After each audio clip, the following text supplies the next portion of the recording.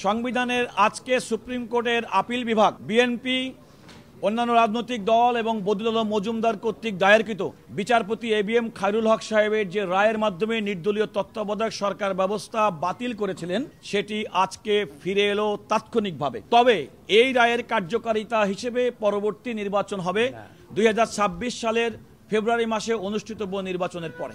Article 56 and 58 এবং এইটা বাস্তবায়িত হয়েছিল 1996-এ।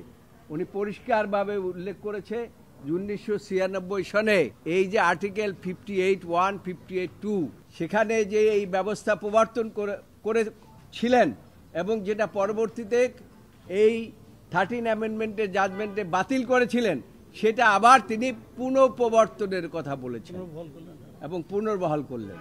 আদালত কিন্তু বলেছে এই অ্যাপিলটি সর্বসম্মতভাবে এলাও হয়েছে এবং বলেছে যে জাজমেন্টটি চ্যালেঞ্জ করে, অর্থাৎ বিচারপতি এবিএম খায়রুল হক সাহেবের নেতৃত্বাধীন 7 সদস্যের মধ্যে 4 জন যারা নির্দলীয় তত্ত্বাবধায়ক সরকার ব্যবস্থা বাতিলের পক্ষে ছিলেন এবং 3 জন যারা নির্দলীয় তত্ত্বাবধায়ক সরকার ব্যবস্থা সংবিধানে রাখার পক্ষে ছিলেন, এই 7 জন বিচারপতির যে রায়, সেই রায়টি এন্টায়ারলি অর্থাৎ পুরা রায়টি তারা রিভিউ করেছেন। এটা হচ্ছে আপনাদেরকে প্রথমত বুঝতে হবে। দ্বিতীয়ত হচ্ছে যে এই রায়টি আজকে 7 জন বিচারপতি সর্বসম্মতভাবে দিয়েছেন।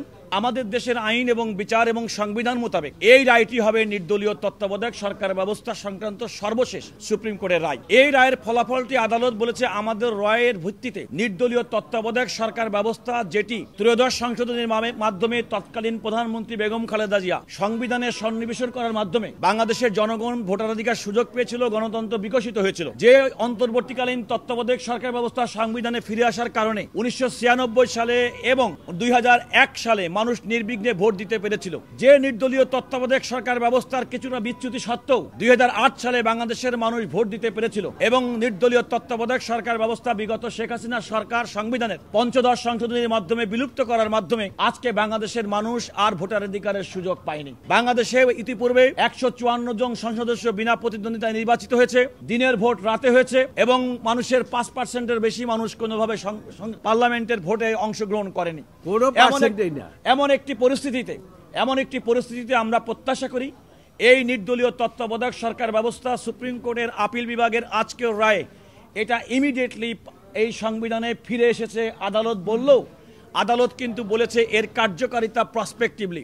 যে কথা আমরা বলেছিলাম যে বর্তমানে যে অন্তর্বর্তীকালীন সরকার, যারা ইতিমধ্যেই ফেব্রুয়ারি 2026-এর মধ্যে পরবর্তী জাতীয় সংসদ নির্বাচনের ঘোষণা দিয়েছেন এবং সেই প্রতিশ্রুতি অনুযায়ী তারা নির্বাচনী প্রক্রিয়া চলছেন।